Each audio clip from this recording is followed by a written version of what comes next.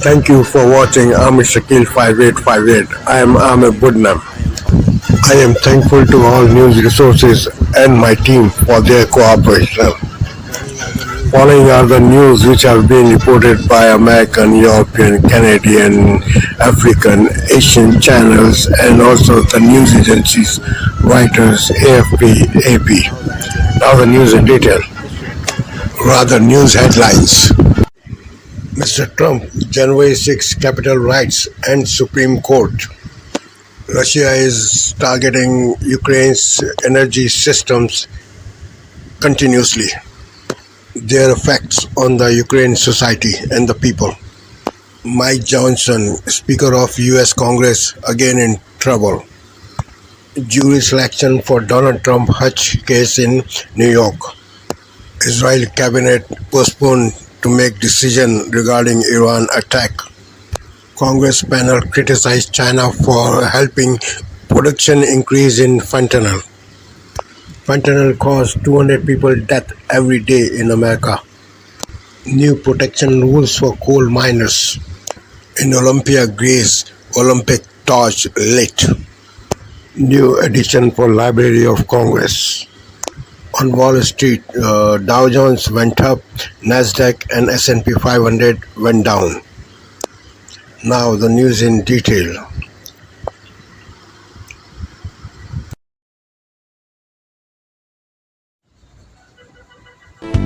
Welcome to Democracy Now!, democracynow.org, the War and Peace Report. I'm Amy Goodman.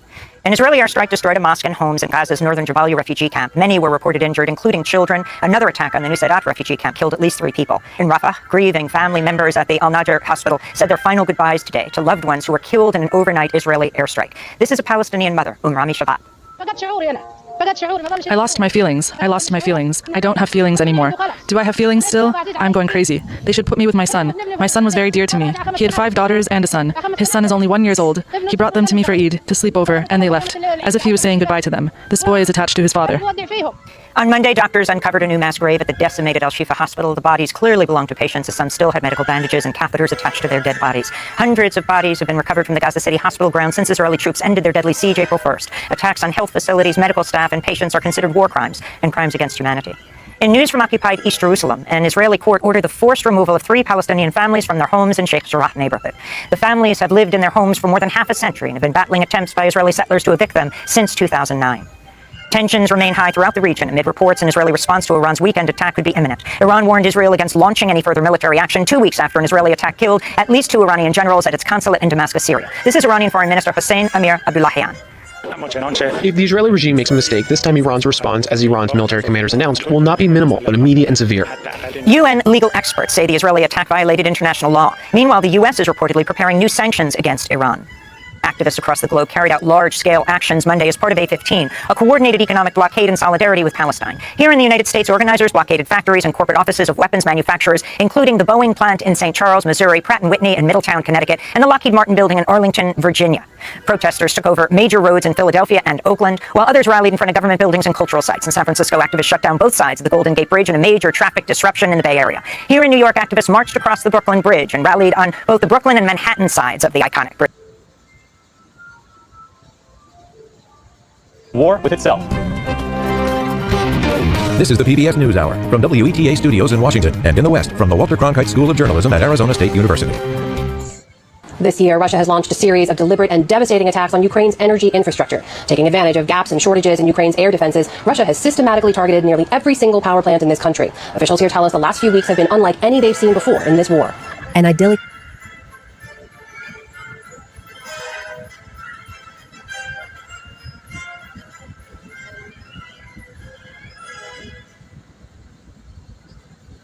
of the iconic bridge, dozens corporate offices of weapons manufacturers, including the Boeing plant in St. Charles, Missouri, Pratt & Whitney in Middletown, Connecticut, and the Lockheed Martin building in Arlington, Virginia. Protesters took over major roads in Philadelphia and Oakland, while others rallied in front of government buildings and cultural sites. In San Francisco, activists shut down both sides of the Golden Gate Bridge in a major traffic disruption in the Bay Area. Here in New York, activists marched across the Brooklyn Bridge and rallied on both the Brooklyn and Manhattan sides of the iconic bridge. Dozens of people were arrested in the peaceful action, including reporters covering the protest. Protests continue as well on U.S. college campuses. A group of Yale graduate students launched a hunger strike Friday to demand Yale divest from companies arming Israel. Meanwhile, the University of Southern California, USC, has come under fire for canceling the commencement speech of the valedictorian Asna Tabassum for what the school claimed were safety reasons after she became the subject of an online anti-Palestinian hate campaign. Asna said, quote, "I am both shocked by this decision and profoundly disappointed that the university is succumbing to a campaign of hate meant to silence my voice," she said. In other news from New York, jury selection for Donald Trump's criminal hush money trial is entering its second day. The jury selection process could take up to 2 weeks. No jurors were chosen Monday. Dozens of potential jurors were dismissed after saying they could not be impartial in what's the first ever criminal prosecution of a U.S. president. Trump's charged with 34 felony counts of falsifying business records to hide a $130,000 payment to adult film star Stormy Daniels in 2016. He could be sentenced to 4 years in prison if convicted. Trump's required to attend all the proceedings of this trial. The judge overseeing the case, New York Supreme Court Justice Juan Merchan, told Trump if he fails to show up, quote, "there will be an arrest," unquote. The judge also threatened jail if Trump disrupted the trial. In Virginia, 3 Iraqi survivors of torture by U.S. guards at the notorious Abu Ghraib prison in Iraq headed to federal court Monday for the start of a much-anticipated trial against U.S. military contractor CACI, which was hired to provide interrogation services at Abu Ghraib. The lawsuit was first filed by the Center for Constitutional Rights in 2008. Since then, CACI repeatedly attempted to have the case dismissed. Plaintiffs Suhail al-Shamari, Saad Zubai, and Salah el-Alajiel accused CACI of conspiring to commit war crimes at Abu Ghraib. The 3 were subjected to sexual abuse, electric shocks, exposed to extreme temperatures, and death threats by their interrogators. Heavy rains and lightning in Pakistan have killed at least 50 people. Afghan authorities also reported at least 50 deaths due to rain and flooding in recent days as thousands have had to flee their homes. In 2022, UN Chief Antonio Guterres called the worsening annual weather events in the region monsoon on steroids as the climate crisis increases their frequency and intensity. Elsewhere, large swaths of northern Kazakhstan and Russia's Urals region have been inundated, forcing more than 125,000 people to evacuate as large snowfalls and heavy rains swell the tributaries of the Ob River. Back in the U.S., the National Ocean and Atmospheric Administration, NOAA, confirmed Monday the world's 4th global coral bleaching event is underway due to global heating. Significant severe coral bleaching has been reported in at least 54 countries and territories around the globe since February 2023. So it's spatially extensive, occurring, again, in all ocean basins across multiple countries. In Baltimore, Maryland, salvage crews found the body of a 4th victim of last month's Francis Scott Key Bridge collapse, which killed 6 construction workers. 2 other bodies remain missing. This comes as the FBI launched a criminal investigation into the tragedy. The agency is reportedly looking into whether crew on board the massive cargo ship that struck the bridge were aware the vessel had serious electrical problems. In New Mexico, a judge sentenced Tana Gutierrez-Reed, the weapons handler on the film Rust, to the maximum sentence of 18 months in prison for the involuntary manslaughter of cinematographer Helena Hutchins. Alec Baldwin, the star and producer of Rust, fired the loaded prop gun that killed Hutchins and injured director Joel Souza during rehearsal in 2022. Alec Baldwin will face his own manslaughter trial in July. Civil rights groups warn the First Amendment right to protest could be in peril after the U.S. Supreme Court rejected a key case brought by Black Lives Matter organizer DeRay McKesson. McKesson led a Black Lives Matter protest in Baton Rouge, Louisiana, following the police killing of Alton Sterling in 2016. A police officer was injured at the protest, triggering a lawsuit against McKesson, even though he himself did not injure the officer. The ruling against McKesson by the Fifth Circuit Court of Appeals could threaten organizers of any mass protest in Louisiana, Mississippi, or Texas. In other Supreme Court news, Justice Clarence Thomas was absent from the bench Monday without explanation and did not participate in remote arguments. At 75, Justice Thomas is the oldest and longest-serving member of the Supreme Court. And the pioneering Black multimedia artist, activist, and author Faith Ringgold has died at the age of 93. Ringgold is best known for her vibrant quilts depicting African-American communities, especially in her native New York, and political messages. She spoke out against racism, Eurocentrism, and patriarchy in the art establishment and became a champion for other Black women artists. She famously said, quote, "I just decided when someone says you can't do something, do more of it," she said. And those are some of the headlines. This is Democracy Now!, democracynow.org, The War and Peace Report. I'm Amy Goodman in New York, joined by Remember whistleblower Yuri Berliner, who went public and came clean about how NPR doesn't do journalism anymore, it just does DNC propaganda against Trump? Well, the new NPR CEO suspended him without pay. Well, what do we know about this new NPR CEO, Catherine Marr? She's got the perfect resume. In 2016, she criticized Hillary for not being woke enough. Quote, "I do wish Hillary wouldn't use the language of boy and girl. It's erasing language for non-binary people." In 2018, she declared that Trump's a racist. And she did it again in 2020. During the Summer of Love, she called all white people racist, and then capped the year off showing how excited she was to vote for Biden. That's who NPR hired as CEO. Not only is she an avid lib, she's a liar. She gave a whole TED talk about working for Wikipedia and talked about how important different perspectives are. These are some of the best articles on Wikipedia, and many of them are written by people who fundamentally disagree with one another. They also found something interesting, which is that the more that these polarized contributors engaged in conversation, the more balanced and productive their contributions became. I knew instinctively this is true because I've seen how productive friction can really get us places, how mistakes and debate actually brings people into the conversation. You don't sit back when we disagree with someone because engaging offers you the chance to shape the public record. Through that process, ideas become sharper, better, and more understandable. Berliner claims NPR's newsroom had a ratio of 87 Democrats to 0 Republicans. Doesn't sound like much debate's going on there. Manhattan Institute senior fellow Chris Rufo joins me now. Rufo, you got in trouble. They said you are targeting her. How dare you? Yeah, that's right. I've spent the last day or two digging through her tweets and to show people exactly what she believes. It's actually incredible. I mean, it is the most vapid left-wing propaganda imaginable. She's been at it for years. She's a supporter of BLM. She believes in the pseudoscience of white privilege and white fragility. She criticizes her own whiteness. I mean, it's like Mad Libs for left-wing women, and she's doing it all in real time. And somehow, by showing what she herself has written, I'm supposedly targeting her. I'm not exactly sure how that works. Yeah, targeting, you mean noticing things other people said. Her resume is also Mad Libs. I mean, Atlantic Council, Wikipedia. It's almost like she's been laundered through every left-wing organization in America. Yeah, that's exactly right. I mean, if you were to set out to say we want a hyper left-wing female executive of NPR, and you had a laboratory where you could create such a person, it would turn out exactly like this. It's the golden resume, it's the language, it's the concepts, it's everything. There's nothing original here. It's really vapid ideology that is passed around elite institutions. But what's beautiful about this is that she left this paper trail for more than a decade. So American taxpayers who are funding her salary in part can actually look to see what these people really believe, to see what they're saying when they believe that no one's looking. She's now being held to the fire. She's losing even the support of the New York Times, which has been running critical stories about her leadership at NPR. This is a tipping point. I'm not sure how long she's going to last. All right, Chris Rufo, you seem to be the only one noticing things, a.k.a. targeting other people. You've noticed some very important things about the Harvard president, now the CEO of NPR. Could you please continue to notice things? Because apparently you're the only one who notices anything in the media. Yes, well, I think a lot of people notice it, but few people have the courage to say it. I've always believed that we have to tell the truth. We have to expose what our opponents believe and then trust that the American people will make the right decision in the end. All right, trust the American people. What a novel concept. Chris Rufo, thanks so much. Click here.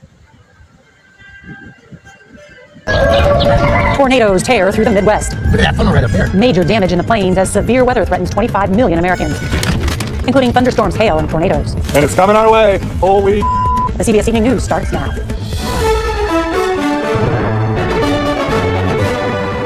Good evening, I'm Nora O'Donnell, and thank you for being with us. We're going to begin tonight with that breaking news and the threat of dangerous weather sweeping across the central U.S. At this hour, several states are under a tornado watch. At least a dozen suspected tornadoes have been reported in at least 4 states: Missouri, Iowa, Nebraska, and Kansas. Residents in Smithville, Missouri, outside Kansas City, are picking up the pieces after a tornado tore through a campsite earlier today. Several buildings suffered significant damage with roofs ripped off, campers flipped over, and debris scattered across the area. A line of severe storms is moving east with thunderstorms, strong winds, hail, heavy rain, and possibly more twisters. Some flights in the area are being rerouted to avoid the weather. CBS's Roxana Saberi is following the storms, and she's going to start us off tonight.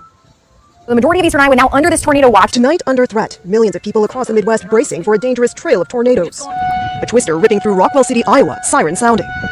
Iowa State Trooper Paul Gardner was on duty when he spotted this tornado. It was zigzagging all over the farmland. And a deputy's dashcam in Sioux City captured this lightning strike. 100 miles west of Omaha in Creston, Nebraska, a funnel over farmland sweeping over the plain. We got one that touched down. And in Kansas, the National Weather Service says a twister with winds of up to 100 miles per hour tossed a man from his trailer, leaving his wife and their 2 dogs stuck in the rubble. They all survived with minor injuries. Meanwhile, in Missouri, thousands are in the dark after severe storms struck this afternoon, a tornado ripping off roofs and flipping this camper. And hail the size of half dollars pelted the pavement. Here in Davenport, Iowa, it's going to be a tense night. The severe weather is now headed this way, and tornadoes that happen at night are especially dangerous because it's harder to see the twister and debris, and people may be sleeping. Nora? I'm thinking of the people there. Roxana Saberi, thank you so much. And as she mentioned, the threat of severe weather is going to continue through the night and into tomorrow. So let's bring in meteorologist Mike Bettis from our partners at the Weather Channel. Good evening, Mike.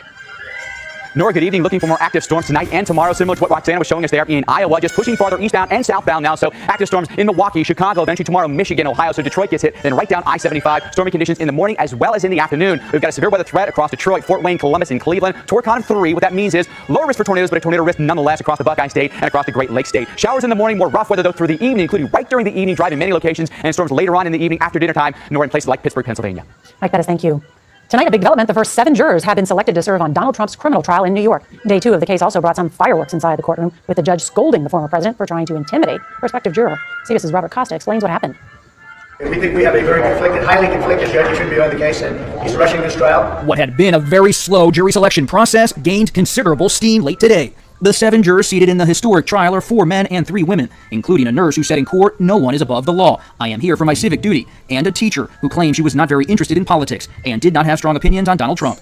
The 4-person who will help guide deliberations for the jury is a salesman, originally from Ireland, who now lives in West Harlem. Lawyers on both sides spent the afternoon examining the social media posts of the possible candidates, asking them for their opinion of the former president, and judging their ability to be impartial. Both sides really are going to want to suss out potential stealth jurors, those jurors that potentially fly under the radar, but then get on the jury and really do have those preconceived notions. Tensions flared when the judge, Juan Merchan, heard Trump audibly uttering something, as his attorney questioned a potential juror. The judge chastised Trump's behavior, saying, "I won't tolerate that. I will not have any jurors intimidated in this courtroom." Of 96 potential jurors, 87 were excused, including Kara McGee, who said she would have been unbiased. I frankly don't like him. I don't like a lot of things he has said. This is a historic moment, and what needs to be upheld here is the institution of the right to a fair trial in this country, no matter who the defendant is. Behind the scenes, sources close to Trump tell me he feels like he's caged sitting inside that courtroom. And they say those grievances about this trial will certainly be seen soon on the campaign trail. Nora? A day off tomorrow will resume Thursday. Robert Costa, thank you. While Trump is stuck inside that New York courtroom, President Biden is on the campaign trail in his hometown of Scranton, Pennsylvania. CBS's Nancy Cordes reports the president is talking taxes and is slamming his Republican rival for putting billionaires ahead of the middle class. President Biden highlighted his Pennsylvania roots today with a visit to his childhood home in Scranton. Scranton's a place that climbs in your heart, and it never leaves. In this blue-collar former mining town, Biden squeezed in nearly a dozen references to Trump's primary residence in faraway Palm Beach. He looks at the economy from Mar-a-Lago, Scranton values, or Mar-a-Lago values. These are the competing visions for our economy. Biden won Pennsylvania by just over 1 percentage point in 2020, and polls show the two men neck and neck now. So the Biden team is pouring money into the state, airing new ads, and opening 14 campaign offices across Pennsylvania. The Trump team declined to tell CBS News how many offices they have here, saying only that we have paid staffers and volunteer-powered field programs in every battleground state, including Pennsylvania. Trump acknowledged today that his trial schedule is holding him back. I should be right now in Pennsylvania, in Florida, in many other states. Trump did visit Pennsylvania this weekend and shared his views on the Keystone State's most famous Civil War battle. Battle of Gettysburg, what an unbelievable, it was so much and so interesting and so vicious and horrible. He's clueless about Pennsylvania. Pennsylvania Governor Josh Shapiro was campaigning with Biden today. It'll be a clear choice at the end of the day, and just like they did last time, I think they're going to re-elect Joe Biden.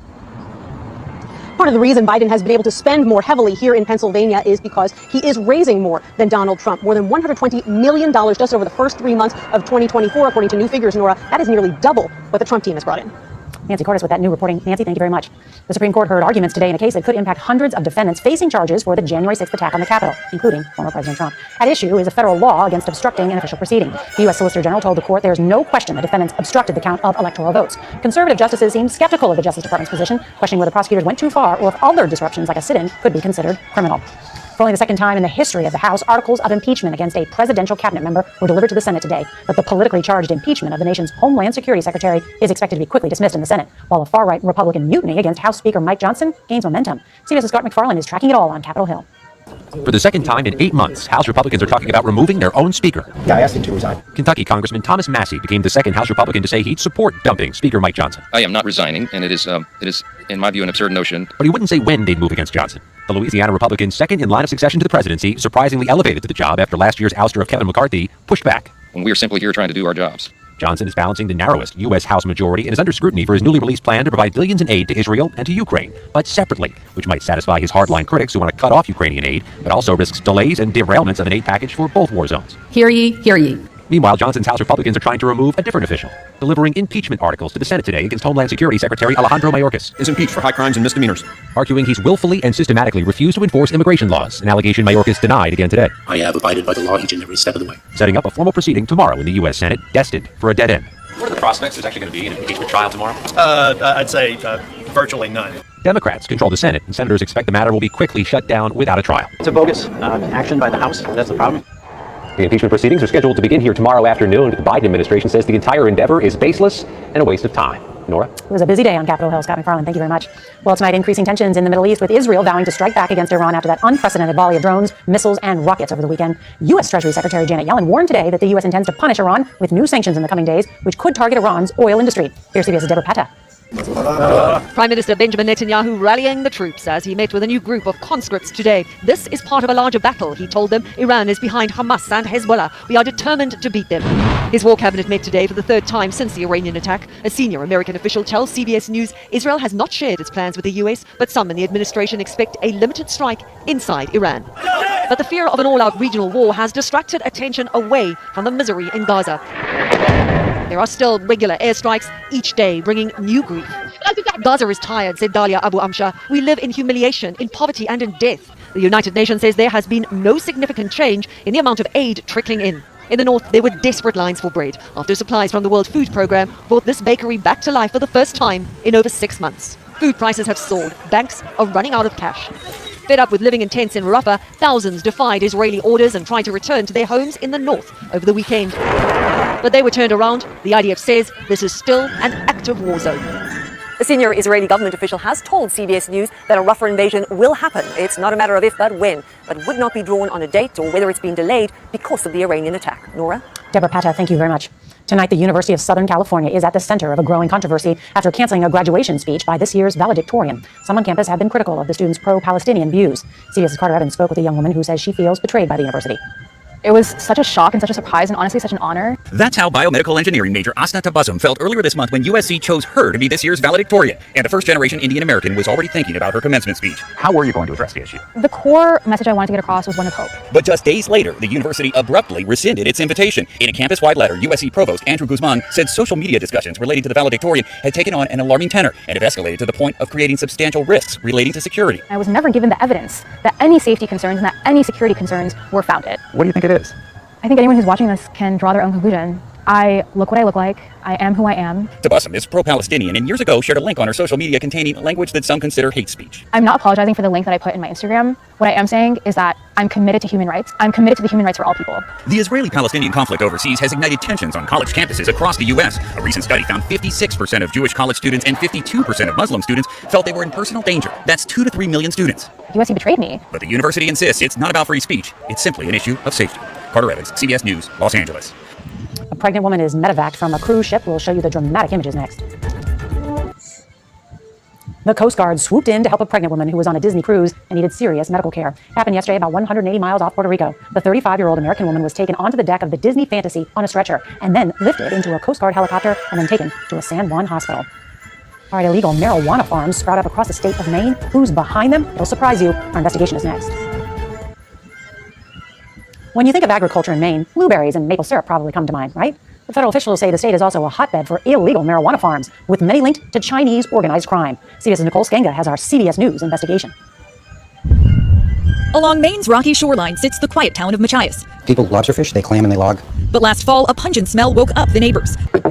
Local police and Chief Keith Mercier discovering more than $1 million in black market weed. It was very organized. More than 2,600 plants seized by police. Just one case in a $1 billion black market marijuana boom now descending on rural states like Maine. How in the world did black market marijuana set up shop here? I think that was one of the draws, was being a rural community. Very isolated. Ray Donovan is the former chief of operations for the DEA. That would allow them to continue to grow the marijuana crops uninhibited. Hands off us! Come out, their hands up! Law enforcement now cracking down with at least 34 busts statewide since last June and more targets dotting the I-95 corridor. The information we have says that there's over 200 that are actively working right now. 24 states have legalized recreational marijuana, but most, including Maine, limit cultivation and impose steep taxes. They're not buying licenses, they're not paying taxes, they're operating completely off the radar. Editor of the Maine Wire, Steve Robinson, tracks suspected illegal grows. A transformer of that size could probably serve 10, 15 homes. And showed us this chicken barn turned illegal weed grow in Carmel, Maine. These locations consume huge amounts of electricity. But perhaps more shocking than the budding number of illegal grows, who is behind them? By and large, we see Chinese organized crime behind black market marijuana. Donovan says some criminal growers are also laundering millions through a deadlier drug trade.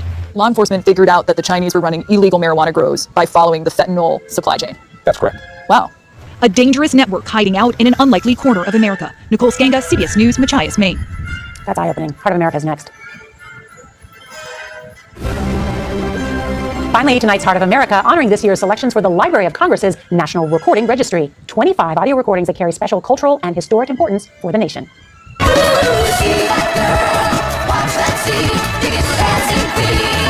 Let's go. ABBA's Smash Hit Dancing Queen was featured on their 1976 album, Arrival. Other artists whose works made the cut this year, Blondie, that's a good song, Green Day, the Notorious B.I.G., Gene Autry with his 1949 classic, Rudolph the Red-Nosed Reindeer, and Bobby McFerrin's #1 hit. Don't worry.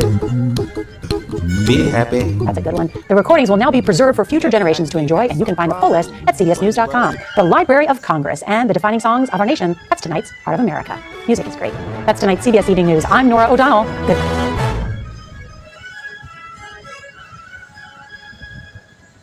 Tonight, the first group of jurors selected in Donald Trump's hush money trial as the judge scolds the former president. The first 7 jurors now seated. What we know about them, including a teacher, a nurse, and a software engineer.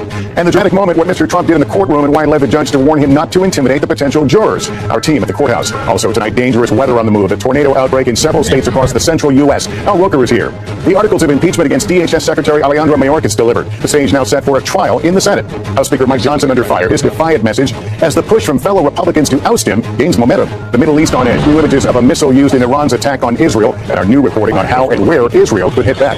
Our NBC News exclusive, the Boeing whistleblower speaking out on the eve of his testimony before Congress. I think it's as serious as I have ever seen in my lifetime. The potentially fatal flaw, he says, could cause the 787 Dreamliner to break apart in midair. Boeing's reassurance it's safe to fly on.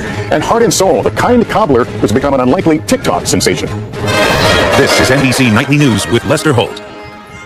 Good evening and welcome. Anyone who has ever served knows jury duty can be tedious, sometimes interesting or emotional, and often forgettable. But for 7 people selected today to sit in judgment at the criminal trial of a former president of the United States, the experience will likely be hard to forget on so many levels. Today, in the second day of jury selection in Donald Trump's New York hush money trial, the 7 anonymous individuals, the first of an eventual 18 jurors to be impaneled for the case, have been sworn in. They are a salesman, an oncology nurse, 2 attorneys, an IT consultant, a teacher, and a software engineer, selected in a process that has confronted some prospective jurors with their past actions and remarks over hints of potential partiality. Laura Jarrett is covering the trial for us. Tonight, 7 jurors have now been chosen to sit in judgment of former President Trump, who left for the courthouse this morning, then closely watching what one juror who was dismissed described as a surreal selection process. That it's like, oh, this is just another guy. And also he sees me talking about him, which is bizarre. Of those selected so far, a salesperson, an oncology nurse, 2 attorneys, an IT consultant, a teacher, and a software engineer. The slow-moving vetting process springing into an animated focus group-like atmosphere, with today's pool of nearly 24 Manhattan residents offering their unvarnished views of the presumptive GOP nominee to his face, under questioning by the prosecution and defense. One man calling Mr. Trump, quote, fascinating and mysterious. One revealing he was a big fan of The Apprentice in middle school. A woman saying, quote, President Trump speaks his mind, and I'd rather that than someone who's in office who you don't know what they're thinking. And a 4th prospective juror telling attorneys, I'm a Democrat, so there you go. But I walk in there and he's a defendant, and that's all he is. The defense team raising successful objections to a handful by pointing out past social media posts, including one who said, lock him up. While the judge fumed at Mr. Trump for appearing to mutter something, warning, I will not have any jurors intimidated in this courtroom. Jury selection is ongoing until 12 people and 6 alternates are selected. The former president is accused of falsifying business records, a low-level felony, by mischaracterizing a hush money payment he allegedly directed Michael Cohen make to Stormy Daniels as legal expenses on his company's books. Mr. Trump pleaded not guilty. It's called legal expense. That's what you're supposed to call it. Mr. Trump did it. Nobody has ever seen anything like it. Meanwhile, in Washington, the Supreme Court's conservative majority appearing skeptical of a federal obstruction law that could affect some charges Mr. Trump faces in a different criminal case. The case in front of the justices about a former police officer who wants charges stemming from his participation in January 6th dropped. The same law Mr. Trump has been charged with in his election interference case, but some of the justices today pressing the government to explain whether the law could unfairly sweep up those engaged in legitimate protests. What happened on January 6th was very, very serious, but we need to find out what are the outer reaches of this statute under your interpretation. And Laura, if we could turn back to today's trial of the former president, a lot of focus today was on the prospective jurors' social media posts about Mr. Trump. Yes, Lester, and clearly the defense team had done a deep dive on these prospective jurors. Several of them were brought in for additional questions pressed on what they had said as long as 6 years ago. But most of them had said that today they can be fair, Lester, and in many cases the judge agreed. The questioning will continue on Thursday. Lester? All right, Laura Jarrett, thanks. Tonight, tens of millions are under threat of severe weather, and it's already hit parts of the Midwest hard with more than 20 tornadoes reported. Priya Sridhar has late details. The severe storms ripped across the plains, with at least 22 reported tornadoes across 4 states, Kansas, Iowa, Nebraska, and Missouri. Residents capturing these terrifying images as menacing funnel clouds approached. The suspected tornadoes leaving a trail of damage in their wake. Scary moments for drivers in Iowa who filmed the moment a possible twister crossed a highway. That's a big old tornado. Near Smithville, Missouri, several roofs were torn off buildings, and this camper flipped over. Debris now scattered throughout the town. At least 2 people have been injured in the storms. The area was also hit by strong thunderstorms with golf ball-sized hail and wind gusts of up to 60 miles an hour. Tonight, the region bracing for more severe weather, with millions still under tornado watches. Priya Sridhar, NBC News. The severe weather threat continues right into tomorrow. Al Roker is tracking it all. Al, what are you looking at? Lester, right now we've got severe weather going on, tornado watches and thunderstorm watches from Illinois all the way into Iowa. Tonight we're looking at 22 million people at risk for damaging winds, hail, and the possibility of strong EF2 or stronger tornadoes, Des Moines, Davenport, on into parts of Missouri. Tomorrow that moves further to the east when we're looking at anywhere to about 17 million people in Detroit, Indianapolis, Columbus, and Akron. That moves further east on Thursday. In the meantime, about 1 to 2 inches of rain, especially around the Great Lakes. Lester? Mr. Roker, thank you. In Washington, the Senate now has those articles of impeachment against Homeland Security Secretary Alejandro Mayorkas over his handling of the border crisis, as House Speaker Mike Johnson faces a new threat to his job from fellow Republicans. Here's Ryan Nobles. Tonight, a trial in the Senate set to begin, with House Republicans formally sending over articles of impeachment against Homeland Security Secretary Alejandro Mayorkas. The Senate has a clear obligation under the Constitution and 200 years of precedent. We need to hold a trial. Republicans accusing him of willfully refusing to comply with immigration laws, with a record 9.3 million migrant border crossings since President Biden took office. Mayorkas and Democrats call the charges baseless, Senate Democrats poised to quickly dismiss them. All of it as drama also builds back in the House, with Speaker Mike Johnson preparing to defy his most conservative House colleagues and call votes on a series of aid packages for Ukraine, Israel, and Taiwan. This despite running the risk conservatives may attempt to boot him from the speakership through what's called a motion to vacate. Johnson defiant. It is, in my view, an absurd notion that someone would bring a vacate motion when we are simply here trying to do our jobs. It's the same threat that allowed a small number of Republicans joining with all Democrats to take out former Speaker Kevin McCarthy last year. It's going to happen. Though only a small group of Republicans seem open to another round of Speaker drama. And some Democrats have suggested that this time they are willing to help save a Republican Speaker. I have the ability to table that, which would be to pour water instead of gasoline on this place. Yeah, then of course that's what I'm going to do. Meanwhile, tonight, Johnson's path to pass that foreign aid package is far from perfect. He wants to call separate votes. The bills would have to go back to the Democratic Senate, where there is no guarantee they would pass. National security leaders in the House are imploring their colleagues to pass Ukraine aid this week, saying a classified briefing today revealed the need there is critical. Lester? Ryan Nobles, thank you. In the Middle East today, Israel's military saying Iran will pay for its massive barrage against Israel. And we have new reporting on what that response might be. Richard Engel is in Israel. Israel's military tonight is vowing that Iran will pay for its attack. Iran will not get scot-free. 4 U.S. officials tell NBC News they expect Israel's response to be limited and likely involve strikes against the Iranian military and Iranian-backed proxies outside Iran, but caution Israel's plans may change. The unprecedented Iranian attack included more than 100 ballistic missiles. Today, we visited a military base where weapons recently used against Israel are collected and analyzed. What Iran fired was in a different league. This is the tail end of one of the ballistic missiles that Iran fired at Israel over the weekend, where the engine was, it broke off when this missile was intercepted. And it's only when you're standing right up next to these, you understand how big they are. That's where the warhead was. It also broke off, carrying 800 pounds of explosives. Had these gotten through, it would have been catastrophic. Gazans are living in an ongoing catastrophe. Today, our camera crew filmed the casualties from an Israeli airstrike on a market. Medical officials say at least 11 people were killed and more than 20 injured. Israel accuses Hamas of hiding among civilians. A senior Arab diplomat with direct knowledge of the negotiations to free Hamas's hostages and reach a ceasefire in Gaza tells NBC News tonight the talks are almost frozen. Lester? All right, Richard Engel, thanks. And those tensions in the Middle East creating major ripples here at home on America's college campuses. Liz Kreutz has more now on the firestorm at one major university over a now canceled graduation speech. Tonight, controversy on campus after USC canceled the valedictorian's commencement speech citing safety concerns. Asna Tabassum was chosen by the USC provost to be this year's valedictorian, selected from nearly 100 qualifying students who applied. But at least 2 pro-Israel and Jewish groups complained to USC about the choice, pointing to Tabassum's social media activity, specifically a link to a free Palestine slideshow on her Instagram, which calls for the complete abolishment of the state of Israel. The university has to make the decision about whether this valedictorian and her propagation of anti-Semitic vitriol online is worthy of being the representative of the class of 2024. Tabassum said she is shocked and profoundly disappointed that the university is succumbing to a campaign of hate meant to silence my voice. Unfortunately, it is clear if you're a Muslim student today, you don't expect the university, your administration, to stand by you. The university's provost says the issue here is how best to maintain campus security and safety, period, and that the decision has nothing to do with freedom of speech. USC's commencement typically draws 65,000 people. University leadership has not shared details about potential threats. It kind of makes a lot of people uncomfortable, the fact that they're putting it under safety concerns, but aren't willing to then elaborate on any of those safety concerns. The commencement controversy at USC, just the latest example of heightened tensions related to violence overseas spilling over on college campuses. Liz Kreutz, NBC News, Los Angeles. In 60 seconds, our exclusive NBC News interview with a Boeing whistleblower who claims there could potentially be a fatal flaw in a popular model of the company's planes. What he and Boeing are saying right after this.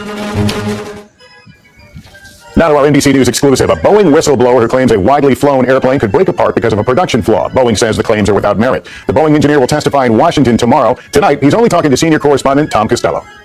Boeing's 787 Dreamliner has been flying since 2011, made of a lightweight composite material and stronger than a typical aluminum fuselage. But a current Boeing quality engineer has told the FAA he believes the plane has a potentially fatal flaw. I think it's as serious as I have ever seen in my lifetime. 15-year Boeing veteran Sam Salahpour will tell Congress Wednesday that the gaps between big pieces of the fuselage are too big. And even though they're fastened together, the stress could create fatigue failure in the fuselage after thousands of flights. What would happen if you had a fatigue failure in a 787 at altitude? The plane will fall apart at the joints where we're talking about. Once you fall apart, you're going to descend all the way to the ground. You think the plane could literally break apart in air? Absolutely. But Boeing tells NBC News we are fully confident in the 787 Dreamliner because of the comprehensive work done to ensure the quality and long-term safety of the aircraft. These claims about the structural integrity of the 787 are inaccurate. These issues do not present any safety concerns. In 2020, Boeing worked with the FAA to tighten paper-thin gaps, pausing plane deliveries for 2 years, stress testing the plane to 165,000 takeoffs and landings, more than 3 times a typical 787's lifespan, and inspecting 689 planes already in service. Boeing says it found zero evidence of fatigue. Even if these cracks would form, which there's no evidence of,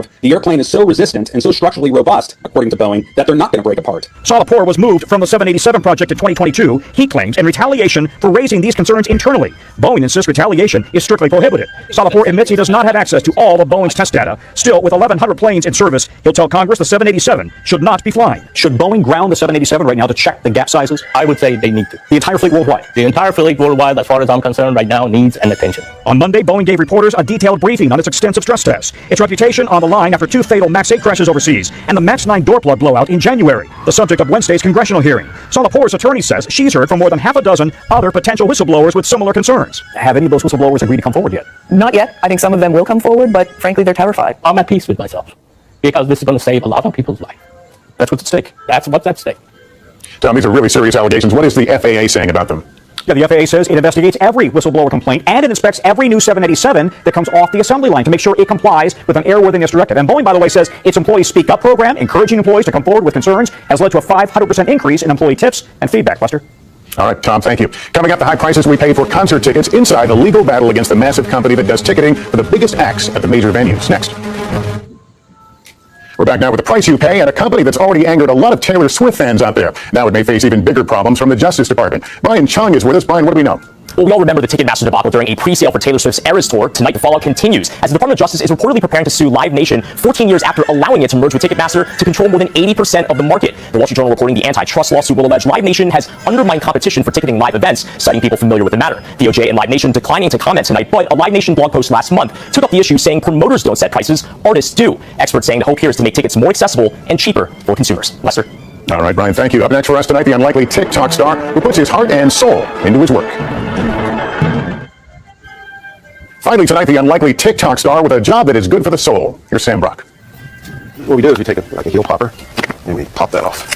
For anyone looking for a nice new soul, there may be no finer option than America's cobbler, Jim McFarland. How would you describe your job to someone who doesn't know what a cobbler is? A shoe cobbler is someone that takes your shoes and recrafts them back to the original factory condition. The family business built on buffing, stitching, and gluing beloved footwear goes back to 1900. We're in our 124th year. But Jim initially resisted the craft. I didn't want to be in this business. I saw how hard my dad worked. Still, he found himself back in the shop when his father got sick. Now his videos are captivating people around the world. His social media secret weapon? His daughter, Tori. Our first video that we posted got over 2 million views over the course of a week, but I think we were like, that was just like a stroke of luck. Millions and millions of views on future posts proved it wasn't. Now he's making people smile. Ooh, she's so pretty. And some, a lot of people will send us letters, are making him cry, like this father, who recently lost his 16-year-old son. He passed away 4 weeks ago, and they wear the same size boot. And you take every ounce of love you have inside, and you put them into those boots, and you hope when he puts those on, it gives him some kind of band-aid on his heart. He's touching souls for sure, the ones on our feet and those in our hearts. Sam Brock, NBC News, Lakeland, Florida. And that is Nightly News. Tomorrow, don't miss my report on nationwide police shortages. I interview the interim police chief here in Los Angeles about the problem. And join the Today Show tomorrow as they celebrate 100 days out from the Paris Olympics. Thank you for watching, everyone. I'm Lester Holt. Please take care of yourself. Thank you for watching and privilege of your time. This is Amir Shakil 5858. I am Amir Woodman. Have a good life.